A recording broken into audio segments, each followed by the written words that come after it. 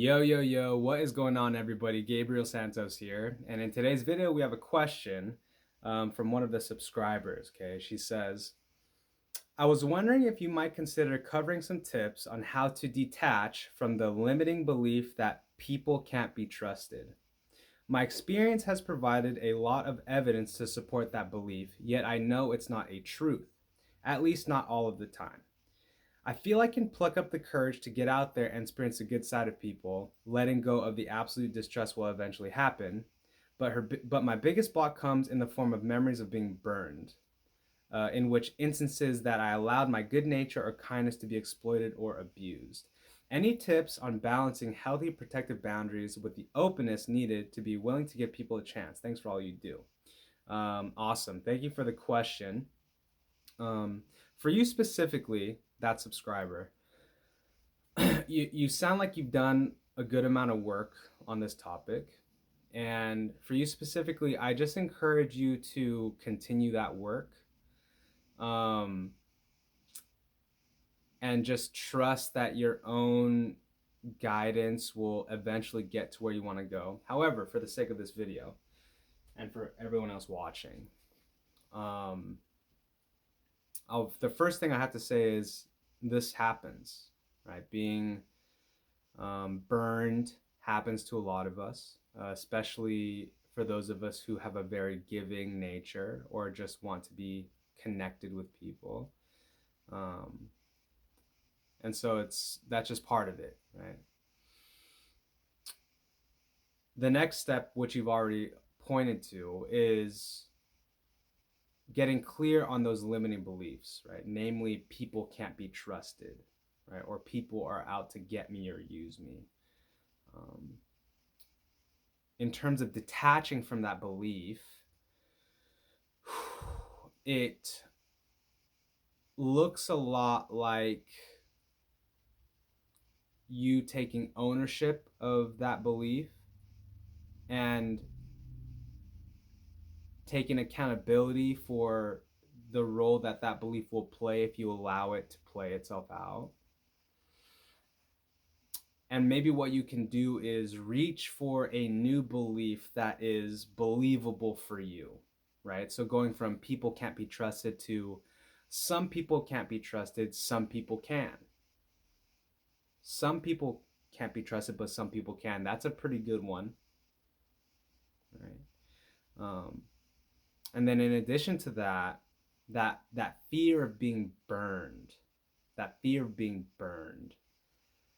In that regard, what you can possibly do is just take a look at maybe some unprocessed pain that you've held on to, right, from those memories of being burned. And what that might look like is you taking the time to tap into where that pain sits in your body, in your soul, if you will, and allow yourself to be with it and to possibly lean into that pain. And the purpose of this is for you to finally feel and express the hurt with the ultimate goal of expressing that hurt and releasing that hurt. Letting it out like a cry, like, because when we hold on to something, it sits with us and then it runs our show.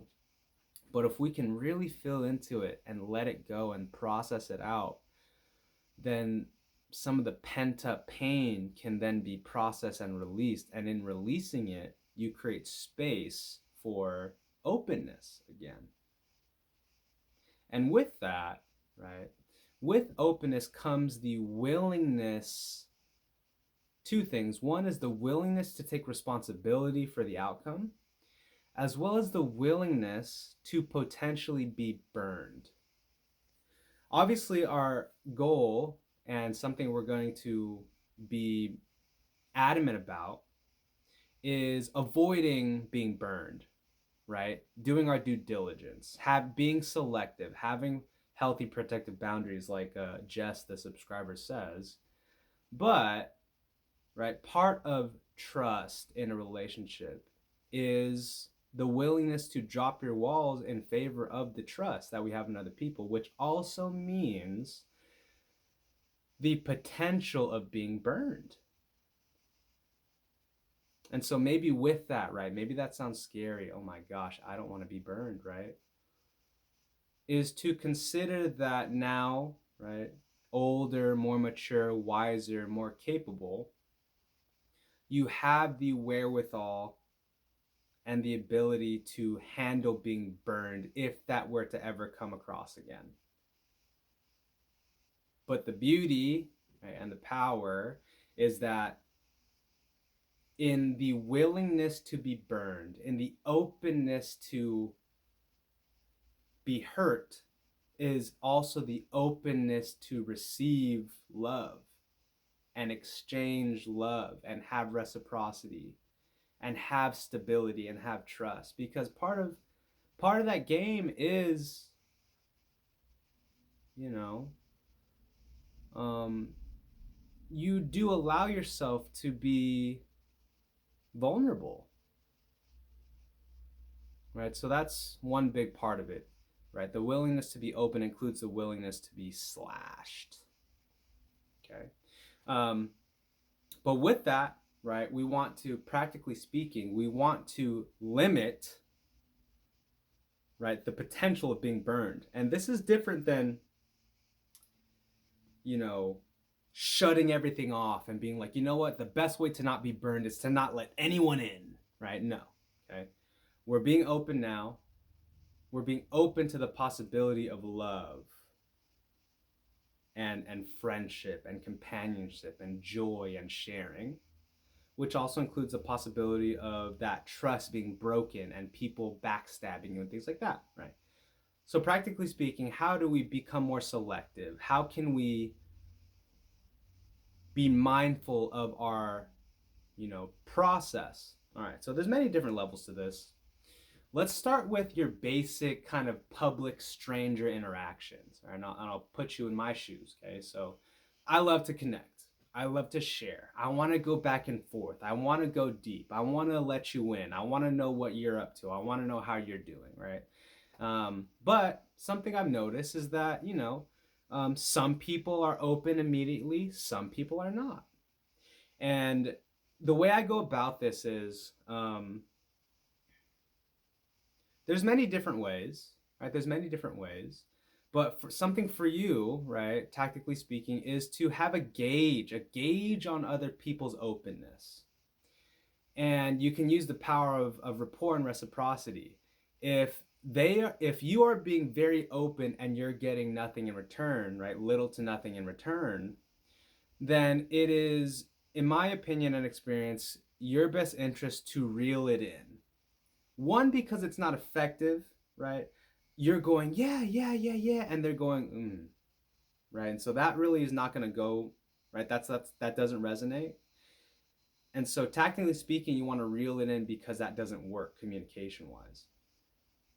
But number two, you want to reel it in because for your own sake, you deserve reciprocity. And so this is where the healthy protective boundaries comes into play. If you go, hey, what's up, and they're like, right? No need to judge them. No need to get butt hurt. All it means is, that we don't resonate. And you can just reel it in and chalk it up to, okay, that is not a person that I should be spending my energy on. And it's okay to move on.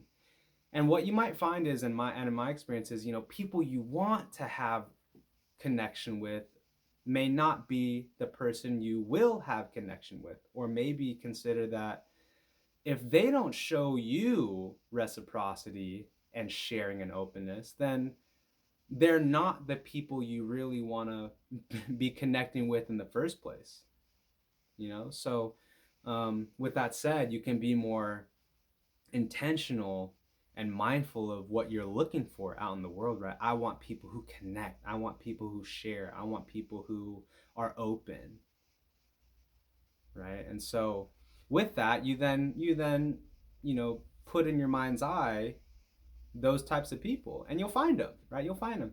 And I will say, right, it is, when we are open and sharing, that typically leads to other people open and sharing. But if people don't reciprocate that, then that's okay, and you can lower that tone and be mindful of what they want, and be mindful of what you want, and go right, go in a different direction. And so, to kind of wrap this video up, right, in terms of healthy boundaries and staying open, you just want to get a sense of what you're looking for in people. And then from there, you can have indicators that determine, is this person in that genre or are they in a different genre? And then it's on you to decide what amount of giving and reciprocation are you willing to tolerate, and what is not enough, and what meets your standards. Okay, so for example, for me, the people that I keep close are people who share, are open, and give as much as they take, right? That's the inner circle. And then as it extends outward, are people who, I'm willing to give to, but then I don't get as much. So then they're out here. And then you have people who just take, and and the thing is, my personal tolerance is I'm very happy to give. And in fact, I'm even okay with giving more than I get in certain cases, but I know that I have a limit. And it's on me to decide, okay, I'm feeling overextended, instead of playing this game called, well, they should be giving more to me. In taking responsibility, it's on me to reel it in, or to communicate, hey, I feel like I'm giving this much, but I'm not getting in return. So in that case, and I've had people do that to me. I've had close relationships from childhood days. They say to me, hey, I recognize that I'm giving more to you than you're giving to me, and I'm not interested in that. And the reality is, that's the truth. That's the truth. And I respect that. I respect that. And so, to recap this, the willingness to be open, right? Number one is the willingness to be open includes the willingness to also be hurt. Not that you want to be hurt, right? But on the same side of being open is both the openness to receive love as well as to receive, hate. And just being open to it, because that just is what it is, right? Number two is, if you're not receiving reciprocation at the level that you desire, then that's when you put the boundary on. And it's okay to put the boundary on if you're not getting what you're needing. Okay. Number three is to be mindful of what you're looking for. Be mindful of what you're looking for in other people, and be proactive about it. And then number four, which kind of encompasses everything,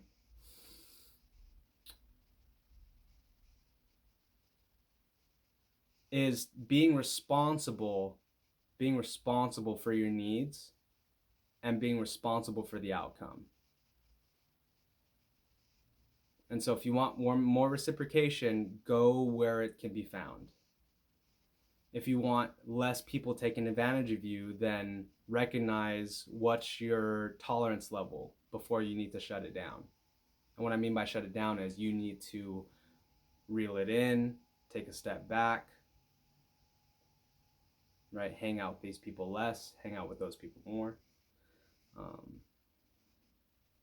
And then last but not least, create new beliefs around people in general. And as Jess pointed to, go from people can't be trusted to some people can be trusted, some people can't. And then from there, you create your own blueprint on how you can identify the people that can be trusted versus the people that can't. Right? And maybe something you can create is, you vet people. You create rules or standards that demonstrate to you the level of reciprocation and trust that a person deserves from you, right? So it's almost like don't give your trust away without them earning it per se. And not to say to have a wall, but in having the healthy protective boundaries, you want to reserve yourself. You want to reserve yourself because you're worth reciprocation, right? And so you only want to really allow yourself to be open to people who you think you can trust. But you got to give people that chance. You got to give people that chance. And that's why I say, a big part of this topic is to be okay with the potential of being burned. It's part of it. But anyways, hope that helped. I know that we kind of went up, right, left, down, center, but you know how it goes. Appreciate the question. If you guys have, different questions on other topics, things you want me to cover, give me your situation down below in the comments, and I'll do my best to cover them in a new video. All right. So that's it. Happy Tuesday. The year is almost over. 2021 is almost over. We are gearing up for a new year yet again. But regardless, as always, where you're at is where you're meant to be. All right. I'll see you all in the next video. Have a good one. Peace.